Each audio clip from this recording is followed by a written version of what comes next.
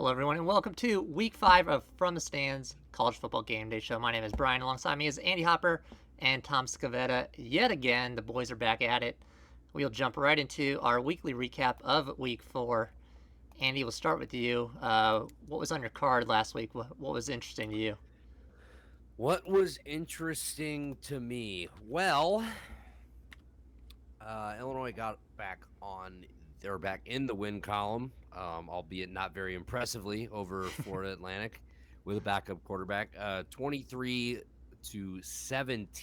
Luke Altmaier though did look pretty good. He finished the game 25 for 36, 303 yards, touchdown through the air, and I believe two on the ground. Reggie Love 12 carries for 85 yards as well. Defense looked all right. The Florida Atlantic offensive line had a plan for Johnny Newton. They were double and triple teaming him, so really just left a lot of room for Keith Randolph. He ended up having a good game. He got picked up a sack. Good to see him with a win column, and then getting nervous for this weekend, boys. It is Illinois versus Purdue. The Ryan Walters first matchup against the Illini since going over to Purdue and taking the head coaching job. So a lot of familiarity between these programs, and God damn it, I hope we win because I will not feel good if we lose. But I didn't get to watch too much football during the day on Saturday because I was at work. But we had the Illinois game on the laptop, and so that's what stood out most to me because fuck, we finally won. There you go, finally getting that dub. Tom, what about you? What an atrocious Saturday night. Let me tell you something. My face was in my hands post Notre Dame, Ohio State. I couldn't sleep Saturday night. It was bad. 17-14 L. Chris Trainum with a 1 yard touchdown with 3 seconds left in the game. What the fuck, Notre Dame? You have 10 men on the field, not on the last play, on the last two plays. Would have never came down to this, though, if they stopped the 3rd and 19 earlier, or if Notre Dame ran the ball 3 times on that final possession, because when they threw the screen pass that almost got picked off, that allowed Ohio State to preserve one of their 3 timeouts. So they went into that final drive with 1 timeout remaining. Of course, the clock stops after first down within the final few minutes of the game.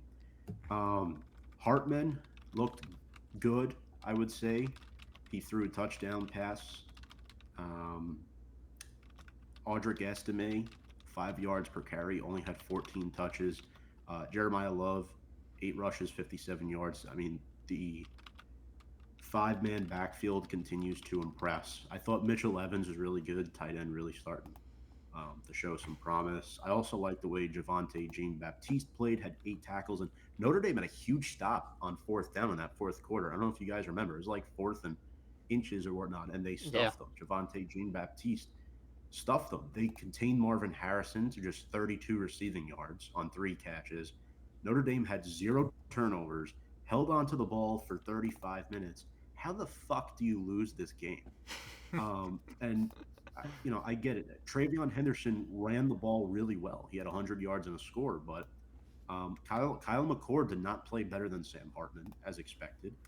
Ohio State's defense looked weak at times, and I get it. Lou Holtz, 86 years old, he said some stuff pregame that he was asked in an interview earlier that week, and he was honest about it. He was honest about it. And then Ryan Day fires back at an 86-year-old man. I mean, apparently we live rent free in his head because the first thing out of his mouth after the win, he's like, "I'd like to know where Lou Holtz is right now." Well, Ryan Day, guess what? You have 0 national titles, so why don't you put your money where your mouth is and beat Michigan for once? Why don't you? Okay, because you fucking looked bad in this game. I'm sorry, Notre Dame deserved to lose. This loss is on Marcus Freeman. You can't have 10 guys on the field the last two plays, guys. It was just bad. This was Notre Dame's chance to really prove to people that they belong in the college football playoff conversation. That Sam Hartman is a legit Heisman candidate. Unfortunately, they fall short. Um, uh, and then one other thing too. Um, Troy Franklin looks really good, guys, for Oregon. I know they stumped Colorado, a bit of an overreaction towards Dion, a lot of unnecessary hate towards the Buffaloes, in my opinion. Um, he looked good, 120 yards and 2 touchdowns, and then we called that Washington State upset, right? So there was some good to come from Saturday, despite the Notre Dame loss. There was a lot of good games out there, and all those ranked matchups really lived up to the hype, I've got to say. They did, yeah. One last thing I'll add about the Ohio State Notre Dame game. Don't want to rub it in too much. I mean, it was an incredible game, regardless of the scoreline. But there was a tweet going around from, I believe it was your first game of the season, where you guys also did a 10 men on the field play during a crucial moment. And one of the reporters, I believe, on the ground, like an actual sports reporter, not just, some nobody, tweeted out as it right after it happened. You can't be doing this, especially not in big games. Basically saying, you got to get this together by the time you play Ohio State. And then they did it twice in the game-losing drive. So, yeah, I agree. That's on your coaches. I thought both teams, player-wise, played really well. But I agree with everything else you said. That's one of the basics. And then other games, Clemson took FSU to the brink. That was actually fairly interesting, I thought. We'll talk about Clemson in a little bit here in our first segment. Oregon, you touched on very quickly, blowing the doors off of Dion's Colorado. He's getting a lot of hate, and the team's going to get a lot of hate. When you try to hype yourself up as much as this, and you have Lil Wayne bringing out on the field, you better win, because you're going to get a lot of hate if you don't. Oregon looked really good. Bo Nix, guys, is he in the Heisman talks? I don't know. He has to be at this point. Yeah, we will see. And then two other games very quickly. Number 11 and number 12 barely squeaking out wins. Utah over UCLA. Dante Moore looked really good. Utah still without Cam Rising. And then LSU only beating Arkansas by 3 points. So it was a really good slate of games, like you guys said. That will wrap up the weekly recap and bring us into our first segment. It is buy or sell. I'm going to bring you 3 of this week's topical segments, and you're going to tell me if you're buying or selling here. First up, Joel Klatt this week after the games where they, like I said, barely squeaked out a win against Clemson, says FSU has one of the easiest paths to the playoff in the country. Andy, we'll start with you. Are you buying or selling this? I mean, they currently still they've got to play 3 ranked teams on their left. So, I mean, that's not necessarily easy, but if you look at the other teams, they have North Alabama still left on the schedule. Pittsburgh, who has not looked very good. They play Virginia Tech this week, they don't play Virginia Tech until October. Wow. Okay. Yeah. Oh, okay. So they're off this week. They're on a bye. Right? Okay. They're on a bye. All right. So their next game is Virginia Tech, and they're hosting Virginia Tech. The Hokies have been maybe the worst team in football, Power 5 this year. Close. Syracuse is frisky, but I still think Florida State wins that game at home. I think Duke gives them a game. Easy. I don't know, man. Like, Miami's played well. Florida, I don't think is a slouch because they have to go to the Swamp. I'm gonna sell this. I don't think it's the easiest path. I'll sell that. All right, Tom, buy or sell? Did you guys see the way they looked against Clemson? It wasn't good, okay? I know I wasn't right with the pick projection, but I told you guys that they weren't going to be this insanely great team that everybody thought they were going to be. Joel Klatt is wrong. They beat LSU and they beat Clemson. Whoop-de-fucking-do.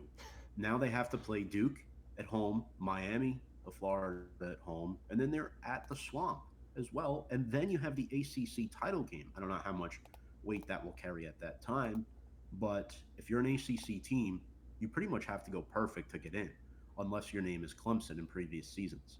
So the fact that they beat Clemson in overtime, and I hate to do this and be a box score guy, but you beat Clemson in overtime, and then Clemson gets blown out by Duke 28-7.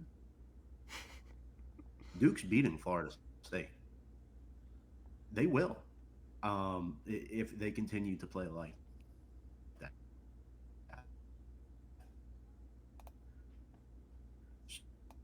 So yeah, I'm totally selling this. I don't think FSU is that good.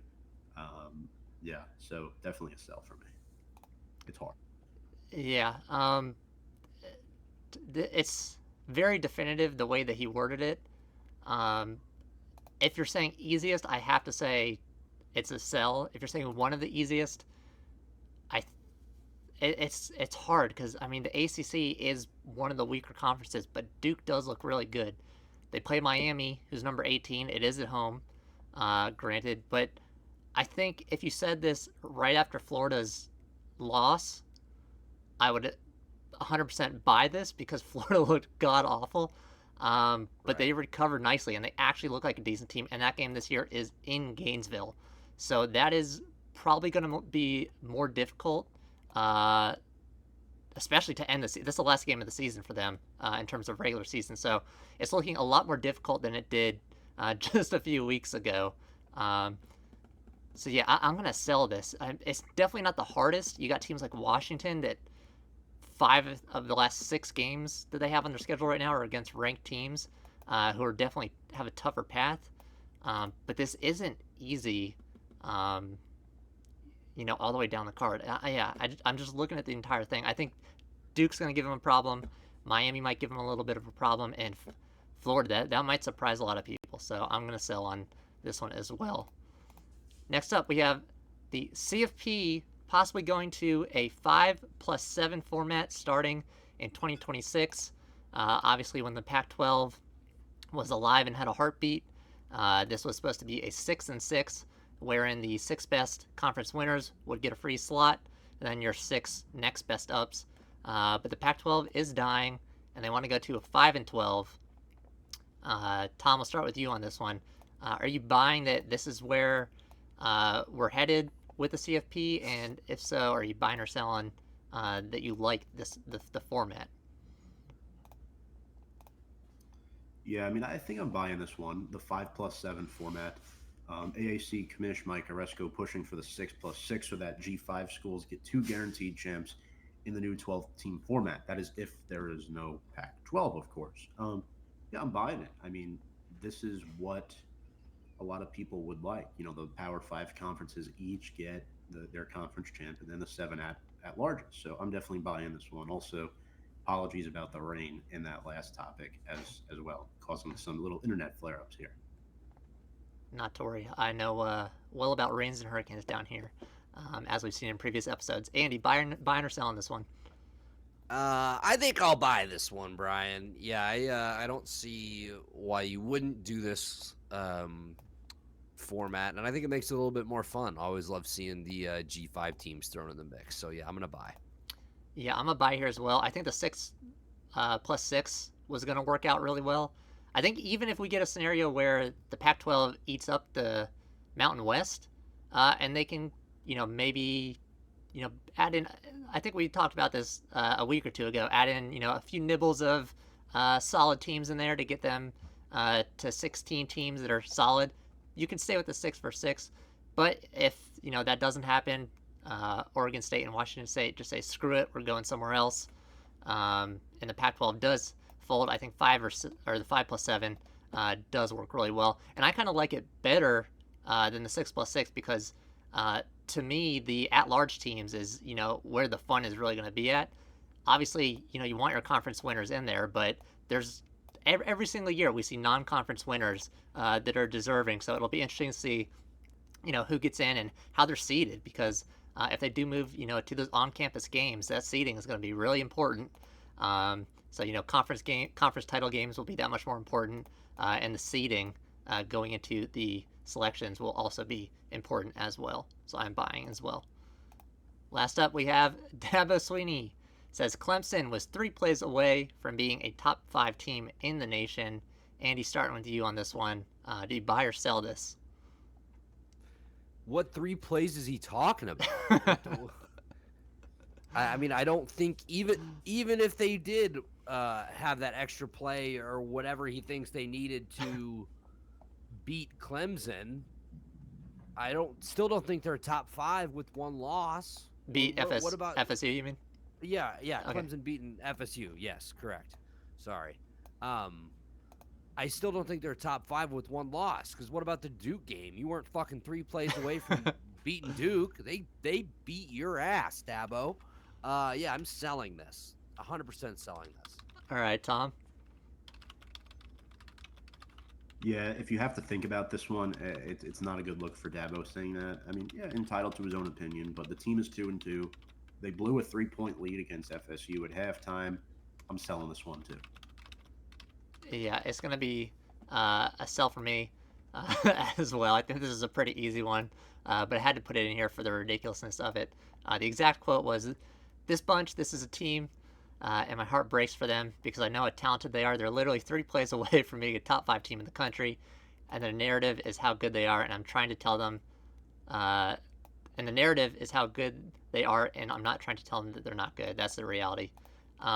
Andy, just to add on to your your questioning of what 3 plays it was, that Duke game specifically, not only were they not 3 plays away from winning that game, they were 3 scores away just from bringing that game to overtime. So I'm 100% with you guys. I don't know what 3 plays he's talking about. Obviously, the FSU game was close. I think the missed field goal is probably one of the plays he's talking about there. But as far as being top 5 in the nation on 2 other plays, I'm just not seeing it. You got whooped by Duke, and you couldn't hold off FSU in the end. So yeah, and I know you got to support your team, but that's just a very odd comment to make for me from Dabo. And that will move us into our parlays for the week, as I accidentally have our games of the week up first. Little spoiler alert. It's Parlay Party. Andy, you will be up first. And I should add, I believe, even though we have no wins, no money coming in yet, we were all 1 pick away last week from hitting. So we're getting close. I can feel it coming. Andy, walk us through your parlay. All right, we're getting fucking wild this week, boys. Get on and get ready for the ride. It is a 6-leg parlay. It is all money line. It is all underdogs. So we start Friday night. The Morbin special, ladies and gentlemen. Utah money line, BYU money line. Utah is going to Oregon State. I believe Cam Rising is playing in this game. BYU, we talked a couple weeks ago about how they had no chance to beat Arkansas, and they have looked very good since then. Cincinnati coming off that loss against Oklahoma. They're traveling to Provo, so I'm going to take BYU. Buffalo is going to Akron. Akron is coming off a very close loss in overtime to Indiana, probably a game they should have won. I'm going to take the Buffalo Bulls here for the upset. South Alabama going to James Madison, taking the Jaguars plus 132. And then to round it out, South Florida money line plus 150 at Navy. The South Florida, I mean, I'm going to keep drinking the South Florida Kool-Aid. This is a team that hung with Alabama for 3.5 quarters, gave them all they could handle. Looked good last week. Beat a Rice team led by JT Daniels. Shout out. So I am going to take the Bulls. That is. Oh, actually, okay. I said 6 legs. It's 5 legs. I'm sorry. 5 legs plus 61.72. I've got a profit boost on FanDuel at 50%. Take it up over plus 9,000. So I am pretty excited about this one. Ride with me, ladies and gentlemen. If you would like to go to the promised land, I'll see you guys at the fucking ticket window. I do believe so far that is the highest payout parlay that we've had so far. So that one, very, very impressive there. Even more so that it's only a 5-teamer. Is it? Well, yeah, you said it's I think a 5. 5 leg. I don't think it's the highest payout, because wasn't one of yours like plus like 9,000? Okay. Oh, so you're talking before. I meant with your boost in there. It's all right. Oh, with my boost, yeah. With my boost, probably pretty similar to what yours was. Yeah. High payouts, people. That's what we're going for here. Tommy, like I said, you were close as well last week. One off. Walk us through this week's parlay. All right. So my parlay this week, I have USC and Colorado over 67.5. I sold points there. Obviously, last week only 48 points were scored in the Oregon Colorado game, but USC slightly as good as Oregon's offense is, USC is a little more powerful in my opinion. So I think more points will be scored in this game, and I think Colorado will score more than 6 points this week. So that comes in at minus 196. Texas also sold points, guys. You're going to see a lot of sold points here. Minus 13 and a half. I don't trust FanDuel. They're making these lines for a reason. I have Texas minus 13 and a half in their game. That comes in at minus 164. So I like the Longhorns and Quinn Ewers to keep on riding. Third leg, Florida, Kentucky. I have under 47 and a half. Devin Leary coming off an injury last year. He doesn't look great. Graham Mertz is not a quarterback that's going to run up the scoreboard on you. This under 47 and a half point total comes in at minus 158. Next up, fourth leg, Washington minus 17 and a half. The fourth straight leg that I have sold points. Um, Again, these betting sites, they try to work the systems on you, ladies and gentlemen. Don't buy it. Do not. They're playing Arizona on the road. I mean, it's not saying much. I went down from 19 to 17 and a half, but hey, I still sold points. Next up, leg number 5. This one I stuck true. Notre Dame minus 5.5 against Duke. They've only played 7 times historically. Notre Dame is 5-2 in those matchups. I don't see them losing 2 weeks in a row here. They took Ohio State to the wire. Sam Hartman is pissed off. Marcus Freeman's not happy with his coaching performance last week. I think Notre Dame gets back on track here, and it will be the first time ever Duke hosts College Game Day. So I'm really excited about that. I think Notre Dame wins by at least 7 points. That comes in at minus 115. And finally, because unfortunately, Andy, I read a report as of 25 minutes ago, Nate Johnson is expected to start one more week for the Utes. I have Utah plus 3.5, of course, at minus 105. I still think there's a legit shot they win the game because it's Oregon State. But anyway, Utah minus 105. That brings me at a total of plus 2, 3, 2, 0. And a little spoiler alert, fellas. I put in a 50% boost as well that I did not make public prior to the fact. That's $10 for $369.91. Love it. Just hitting us with that secret boost on the show. I think I forgot to throw Andy's in there for what we would pick apart. So we're gonna be nice this week. We're not gonna pick apart each other's parlays because we're already past 2 of them. About time. I already did it. We're throwing positivity on here. Well, I'm going to undo it by saying that even though Cam Rising is not playing, the backup's got games under his belt now, so he's no longer fresh legs in the game. So Andy, I'm still riding with you on Utah there. But I will throw up my parlay here. Starting off with Georgia minus 13.5 at Auburn. Auburn, this is one of the most ridiculous stats to me, I think, in all of college football right now. Auburn is throwing for less than 100 yards in 5 straight Power 5 games. They did do it. I think they played like Samford, who's FCS, and they got past 200 passing yards. But against Power 5, less than 100 passing yards. Unless your team is running the triple option, that is awful numbers, and I'm convinced that at least half of America's grandmothers are good enough to throw for 100-plus yards, unlike Auburn right now. Second up, I have Maryland minus 9.5 versus Indiana. Talia, I mean, just right into his footsteps. He's just churning away. Maryland's defense has a great run D right now, which is Indiana's only strength on offense. So I think they hold them there. And like I said 2 weeks ago, Indiana's QB looks like a goober, that Jackson Mahomes mother effer. And Indiana, to add insult to injury here, just lost a 4 overtime game to Akron.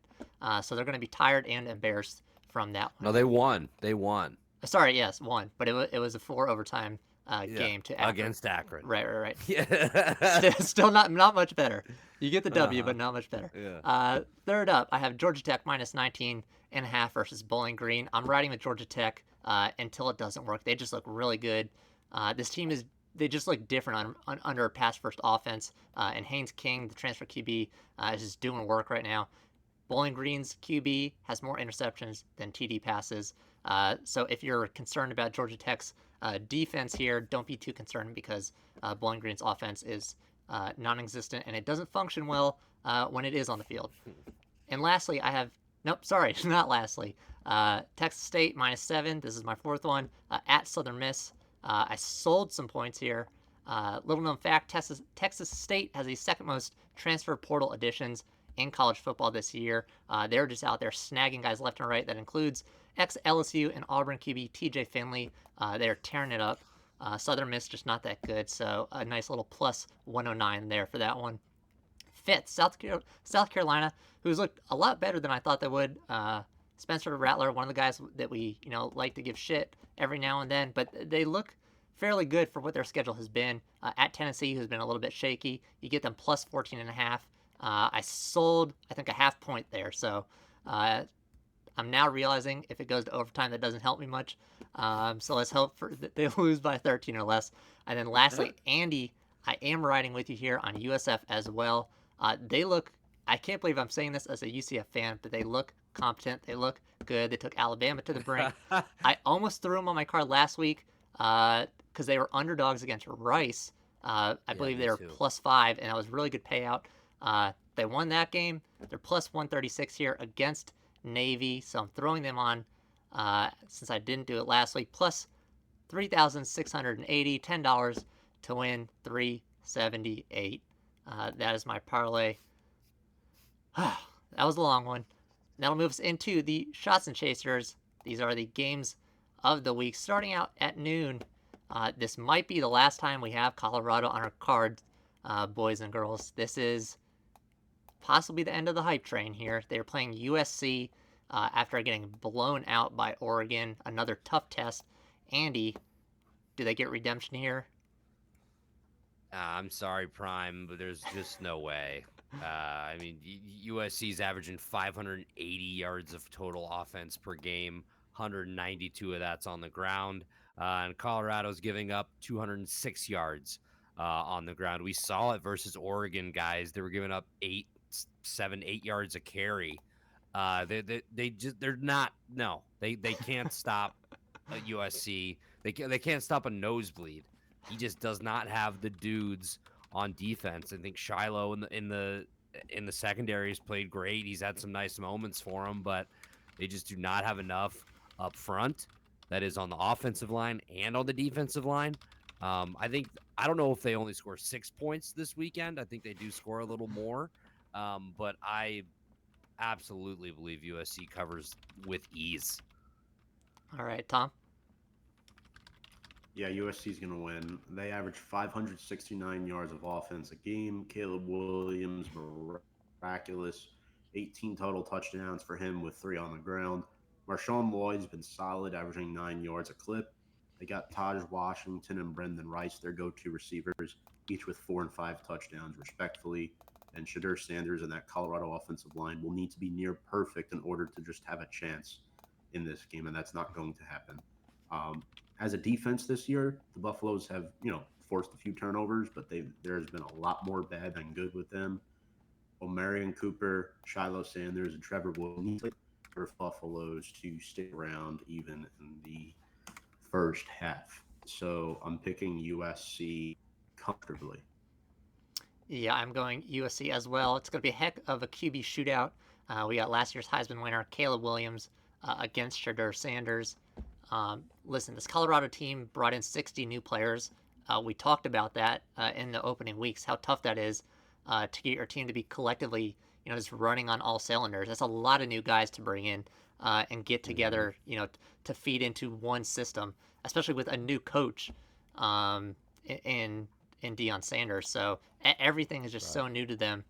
It's going to be so difficult. We saw how hard it was against that veteran Oregon team, and you got another one here in USC.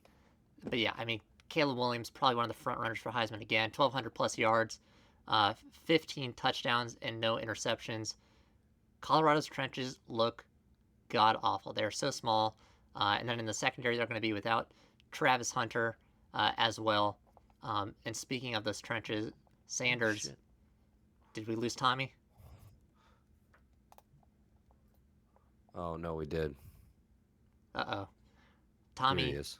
our boy Tom, is in a bit of Sorry, guys. He's in a bit of a storm here. So please excuse Mother Nature here. But if you have noticed, our cameras have now switched places, so don't worry about that. But yeah, final thoughts there on that one. Sanders has been sacked 22 times because, like I said, those lines, both of them too small. It's not an exciting enough position for them to recruit yet. Yeah, it's when you can't hold the trenches down. Yes, Sanders can, get out of the pocket. He can run. He can make those Mahomes-like throws under pressure. But 22 sacks already against what was pretty much their easiest competition of the season. Now they go up against Oregon last week in USC, who is always tough on the D-line, always big, always fast. I think there's going to be problems there. Moving into the chaser slot here, for our new games, we have Kentucky taking on a surprisingly ranked Florida. Can't believe I'm saying that. Andy, I'll start with you. Who's winning this one? I think this is going to be a tough game, man. Florida's defense has looked pretty good to start the year, only allowing 82 rush yards per game, 261 total, and just under 2 touchdowns allowed by their opponent, or they're allowing their opponents per game, 13.5 points. Offensively, Graham Mertz, Devin Leary, 2 transfer quarterbacks going at it. That's just the story in college football. Feels like every game features at least one transfer quarterback these days. My only concern with Kentucky's offense is they are only converting on 33% of their third downs. They're going to have to convert. They're going to have to extend drives. They are at home, which I feel like gives them a huge advantage. So I'm going to take the Wildcats. I think they upset. I don't know if they're favored in this game or not, but it's unranked over a ranked team. So I will take the Wildcats. Yeah, I believe they are by 1.5. At least at the time I looked earlier today. Kentucky -1. Yeah. Okay. Yeah. So they're technically favored. Yeah. It's a close game, but yeah, Kentucky does have the edge here. Tom, what are your thoughts on this one? Yeah, I don't feel comfortable picking a money line on my card for this game, but 3-1 at 4-0. Gators have won 3 straight since their loss to Utah. Graham Mertz has looked serviceable out there. He's been solid. Ricky Pearsall channeling his inner Odell Beckham last week with that beautiful one-handed grab. Trevor Etienne has been really good. I like Princely Umanmiline a lot. The Gators defense, though, has caused just 1 turnover, and that leaves a lot of room for Devin Leary to pick apart. However, he does have 5 picks. He does not look the same coming off of that brutal injury last year. Shout out North Jersey, by the way. But their running game really carries. Ray Davis, 5 touchdowns on the ground, 2 receiving. He's solid. I like Tavion Robinson as well. And defensively, the Wildcats, they got some really good players back there. Trevin Wallace has been consistent, 3.5 sacks. Maxwell Hairston has done a fine job. 3 picks, 2 of them returned for touchdowns, a forced fumble, and 3 passes defended. He's got a knack for the ball. He reads the eyes of quarterbacks very, very well. He did that nicely last week. I was really, really torn, but my first instinct was to take Florida, and that's what I'm going to do here. All right. Yeah, this one is really tough for me because I think both are trending, but I guess my biggest question mark here is Kentucky's defense. On the offensive side, they've quietly just been producing, and no one's really said much about them. I guess that's why Vegas is on their side and giving them the slight edge right now. They average 38 points and almost 400 yards per game. But my concern here is with the defense. Yeah, they put up a lot of yards, but they barely outgained Vanderbilt last week. Vanderbilt is not a team that you typically look at and say, hey, that's an elite offense. So question marks there, especially like you just mentioned, Tom. Trevor Etienne looks phenomenal out there. So that's going to be a big test for that Kentucky defense. Um, my player to watch also was Maxwell Harrison because of those two uh, pick sixes last week against Vanderbilt. He does have 3 picks already and a forced fumble, so you're getting the production out of that cornerback. So I think he plays safety as well sometimes for them, from what I was reading. So great production there in their secondary that could prove worthy against someone like Mertz, who I don't think many people like that much at QB, but somehow he's completing 77.8% of his passes, which leads the SEC and is fourth nationally, only behind J.J. McCarthy, Bo Nix, and Dylan Gabriel. So I'm I'm not sure how he's pulled that off, but it definitely makes the game interesting. I think Vegas has given Kentucky the slight edge, but I'm going to give Florida the slight edge here in this one. Moving into 3:30, we have Texas taking on Kansas. Texas is looking back. Kansas is ranked, however, so decent matchup here. Andy, who do you take in this one? I love the Jayhawks to cover the 16 and a half point spread.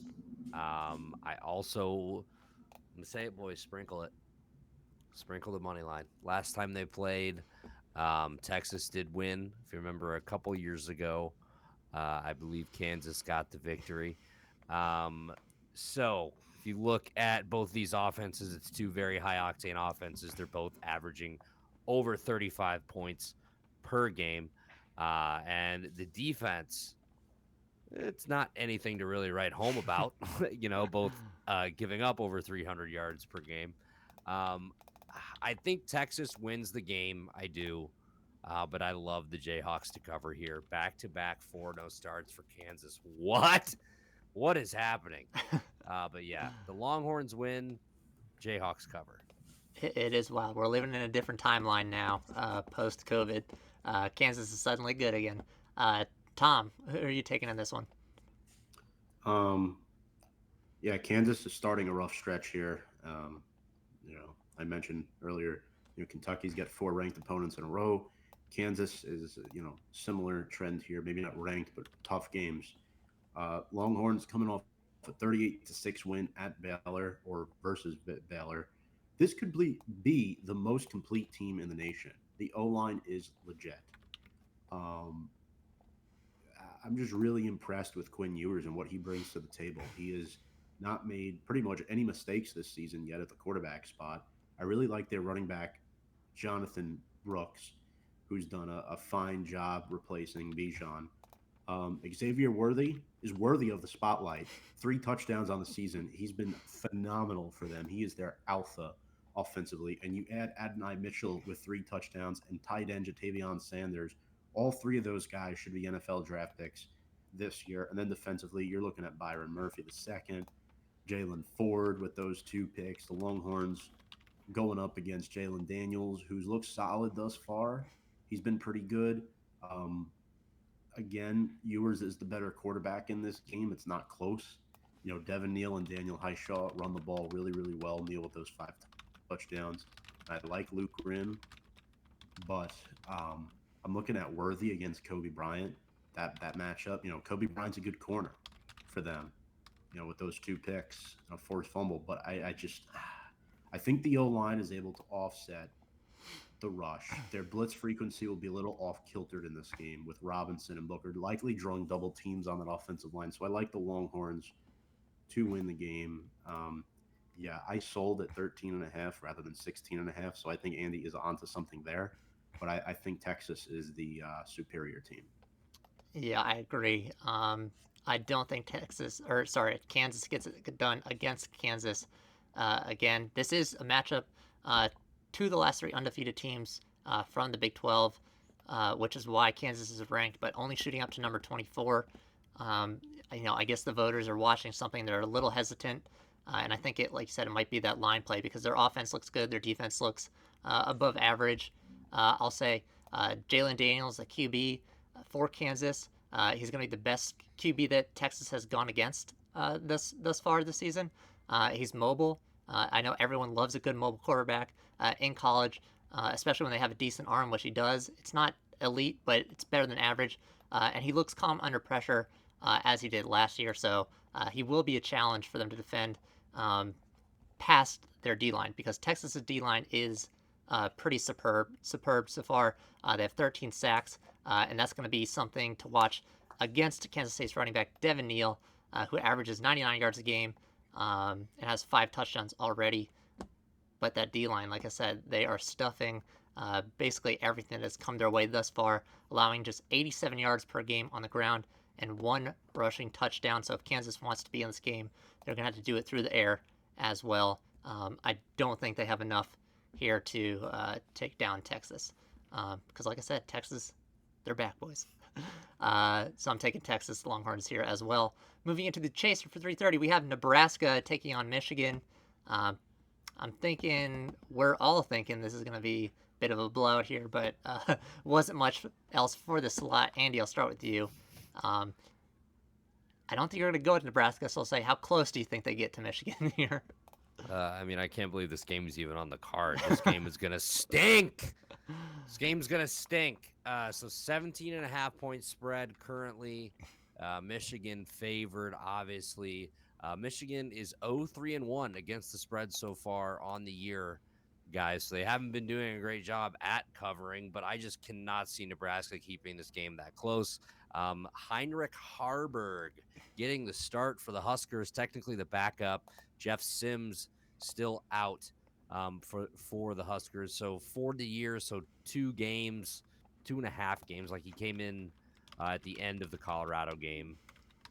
So through 2 games, he is 24 for 47, 278 yards and 4 touchdowns, no picks, completing 51.1% of his passes. I can't pick this guy to beat a ranked Michigan team. Even if it is at home, I'm sure the crowd will be hyped up and rocking, but give me the Wolverines, and I do think they cover for the first time on the year. Or Nebraska finds the most heartbreaking way to ever lose. All right, Tom.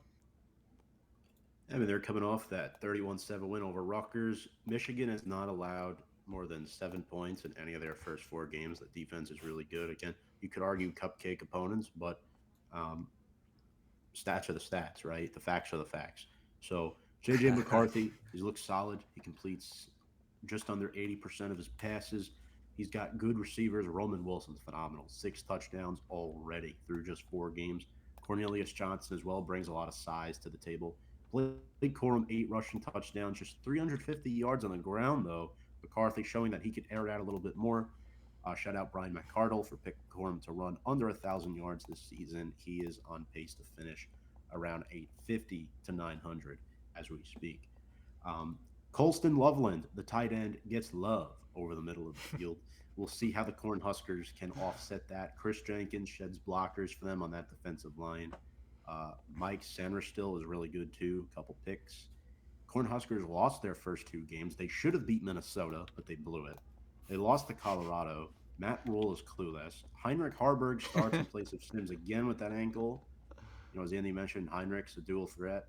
Tom Fedone, the second solid tight end, leads the team with 3 touchdowns. I love their linebacker, though, Luke Reimer, potential day 2 pick in this year's draft, but there's not enough outside of him defensively to offset the Wolverines. The Wolverines are going to keep winning games, and no Notre Dame fan should ever say this, but I hope Michigan kicks the shit out of Ryan Day at Ohio State this season. Well covered by both of you, first of all. My biggest thing here as to why I think Nebraska has no chance is, and I've got some. Suck. That's numero 1A. I've got a 1B for you though, and some quotes to go with it. I'll start off. This is Michigan's first road game of the season. We did talk about cupcakes. Jim Harbaugh is back, which is, I think, like we talked about before, why he took the suspension finally from the school to get those cupcakes out of the way. They weren't going to be a challenge. This isn't much of a bigger challenge based on the way the Cornhuskers have been playing. But my favorite thing here is that Rule has them playing the I formation on about 25 to 30% of plays, mixing in some options there. And Jim Harbaugh was asked about it, and I think he's being a little nice here. He said, it's one of the best plays in football. It's very implemented, but here comes the shade. When it's very effective when it's implemented correctly. I don't think that's a sprinkle of shade. I think that is a whole pouring on of shade there that Nebraska is not running it well. I think Michigan is going to run all over this team. Just hopefully not Corum, because like you said, my hot take for one of the hot takes for the season was Corum under 1,000 yards with Donovan Edwards. So I'm still on that. But yeah, I don't think Nebraska has a shot in hell here in this game. Moving on to our night game, Tommy, you got a little bit of a redemption chance here.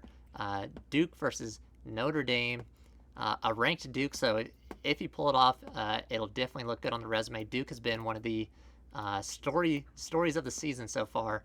They look great under Elko. Tom, we'll start with you on this one because I'm sure you got the best knowledge here out of all three of us. Is Notre Dame winning this game, or is Duke going to give them a challenge here? Yeah, well, it's interesting, right? Duke hosting College Game Day for the first time ever. Notre Dame featured on College Game Day 2 weeks in a row, which is not common for them. Notre Dame, I believe the line has moved to -6. Both teams light it up on offense, the run game in particular. Audric Estime for the Irish, and then Jordan Waters for the Blue Devils. Now, I want to talk about Audric Estime and that receiving core. They're all really experienced and good players. The receiving core is young, but they have experience in big games. Chris Tyree, the lone senior there. Mitchell Evans is a junior. He can cause problems over the middle of the field. Ohio State couldn't track him down. Tommy Eichenberg, projected second, third-round pick, was lost out there trying to cover Mitchell Evans. You have Greathouse, you have Thomas, you have Meriwether. Hartman is going to dime it up on that Duke defense. Now, when I look at Notre Dame's defense, Jack Kaiser and J.D. Bertrand are healthy, especially Bertrand. He looked solid on Saturday night. Rock solid D-line, too, with Javante Jean-Baptiste, Howard Cross the third, Riley Mills, and Jordan Patelho. Had a big sack on Kyle McCord. Nobody targets Cam Hart. The one time they did target Cam Hart on Saturday night, it was a pass breakup. For Duke, Riley Leonard reminds me a lot of Daniel Jones. Just two touchdown passes on the season, but he has 4 rushing. He's a guy that can make defenses crunch a little bit. Their running back situation is really good. Good blocking and protection up front from their tackle, Graham Barton and company. Their offensive line is improved, but they don't have too many consistent weapons in the receiving core outside of Jalen Calhoun and Jordan Moore. Where is that tight end that can carve up a defense that Notre Dame has? Where are those slot guys that can make Notre Dame, bring out different packages? Defensively, too, Duke has not been tested since week 1, where they only allowed 7 points against Clemson. So Duke's defense is improved, but I think Notre Dame's defense is better. I mean, they held Ohio State to 17 points, guys? Give me the Irish in this one, and they cover. I think 7 to 10 points is fair. All right, Andy? Yeah, I mean, this is two explosive running games, like Tom said, and it's also a battle of two defenses that are performing really well. The Irish only giving up 12 points per game to the Blue Devils 8, so potentially another low-scoring defensive battle here. And it's going up against two offenses, by the way. They're scoring almost 40 points a game. So the defenses will have their work cut out for them on Saturday. I'll give Duke a slight bump because they're hosting the game and it's College Game Day, so they'll be very fired up. But I think Notre Dame bounces back, and I think they beat Duke. They were one play away from beating Ohio State last week, who I believe is a better football team than Duke. So if I'm going by that logic, I think the Irish win, but I do think Duke is going to hang in there for the majority of the game. Yeah, I think they get a bounce back win here as well. Like we talked about earlier in the Clemson talk, Duke blew that Clemson team out on their way to this 4-0 start. So, they're not a team to joke about. They are a good team under, just a second-year coach. Elko has them firing on all cylinders here. Tommy, I told you last week that I liked Cam Hart, and apparently it was for good reason because Ohio State was scared to throw his way. And on the other side, Ben Morrison, also in that secondary, playing a huge role against Marvin Harrison Jr., who they held to only 3 receptions for 32 yards. So that secondary is very scary, like you've heard about. It's going to be tough for Riley Leonard. I mean, I know we talked about his feet, those 4 interceptions on the ground, and that is a very big threat. But if you can limit his arm, you know what he's going to have to do, and that's take off on his feet and have Duke rely on that run game, which I don't think wins you a game against this Notre Dame team. So, yeah, the Irish, yes, you guys took a loss, a super close game. You guys barely fell in the rankings. That's how close it was, and probably should have been a win if we're being honest. But yeah, I mean, Sam Hartman, do we need to say anything else? The kid is absolutely smoking it out there. They've cracked 40 points in all 4 of your wins so far. I think you get a 5th win here, and I think you get a 5th game cracking the 40-point mark, and I don't think Duke can keep up in the points department there. So I'm taking the Fighting Irish to rebound. 7:30 in our chaser slot, we have Ole Miss taking on LSU. Tom, I'll start with you on this one. Who's taking this game? Yeah, well, LSU's coming off a 3-point win against the Hogs, and Ole Miss, they're coming off a 2-touchdown loss to Bama.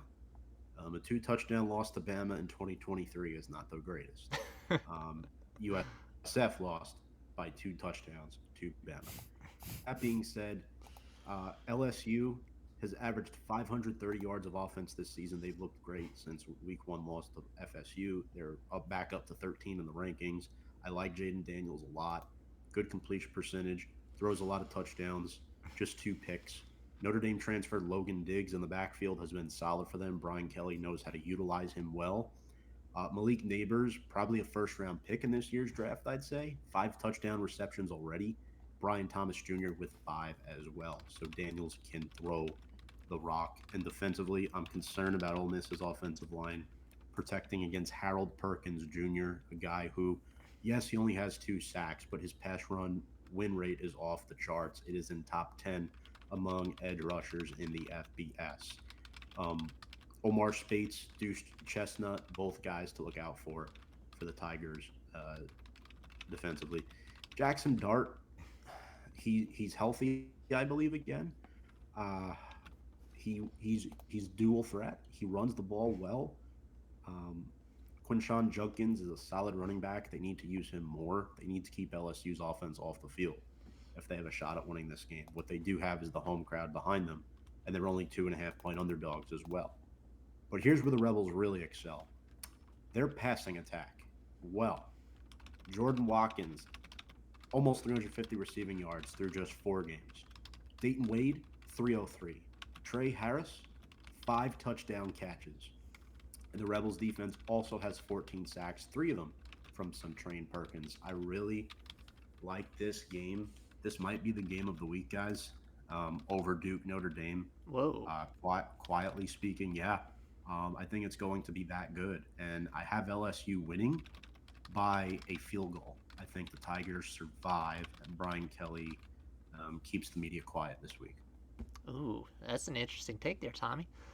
You told us that you were going to hit us with some heaters, but I wasn't expecting that. Andy, who's taking this game? I mean, you look at this game, it's 2 offenses that really like to open it up, that really like to throw the ball, both going for 320-plus yards per game. LSU, 540-plus yards of total offense. LSU, a little bit more balanced, just under 200 total yards rushing as well, so they can hurt you in multiple ways. Both teams scoring 42 points. I see points. I see the team that has the ball last wins this game. I like Tom's field goal prediction. I'm going to switch it up. I know the Rebels, they fucked me a couple times this year, but I'm going to go with them. They get the upset in Oxford over the Tigers. Man, this game is spicier than I thought it was gonna be. It's tough, man. Might have to watch this one over the Duke Notre Dame game, I guess. Yeah, Ole Miss here. That they really need this win. They're already fighting for a shot to be a division contender. So they'll be desperate to get a win here. It sounds weird to say this early, but Alabama, even though they're teetering, is still gonna be in the hunt. LSU is leading here 2-0 in the division. So if they get a win here, Ole Miss is, likely out of it already. So they're desperate for this win. I know a lot of people don't like the transfer portal, but you brought up Quinshon Judkins, Tom. He's one of my favorite running backs of the last 2 seasons, and I think he is actually a perfect candidate to transfer out of Ole Miss to a team that does appreciate the run more. Because I do think his production is just being overlooked. I know the run game isn't super high on Lane Kiffin offense's list, but you got to utilize that guy more. He's so good. He's a downhill runner. He's got so much strength. He's got speed. And when you have a dynamic offense, you got to be using your best guys. Yeah, to me, the biggest sticking point here for me is that a lot of Ole Miss's receiving targets, I should say, are coming back from injury and are likely still playing injured. And that's wide receiver Trey Harris, receiver Zachary Franklin, and unfortunately for Tom, our tight end expert, tight end Caden Prescorn. So, yeah, when you're missing, I know if Dart is playing, I know he's good enough to get the ball in there to even, they're second tier guys, but you don't want to be missing 3 of your star targets. I can't imagine many teams, when I think of it, missing their top 3 targets and doing very well. You take Ohio State's top 3 targets out of that Ohio State game, and I think they probably lose that game by 20 points just because you can't give up that much production all across the field. Yeah, I can't ride with you on this one, Andy. No upset here from me. I'm going to take the Tigers here in our 7:30 chaser. And that will wrap up our games of the week. And with it, our show for week 5. Thank you for tuning in. If you made it this far, thank you for staying until the end. Hit a like if you made it this far. Under an hour this week, so we kept it somewhat short for you guys. But give us a like, give us a subscription, and give it to our man Andy. His link's down below as well. And give it to our man Tom as well. His links will be down in the description as well to their shows. That is the Brew Party for Andy and Review and Preview for Tom. Thank you for joining us. Enjoy the games this weekend, and we'll see everyone next week for week 6.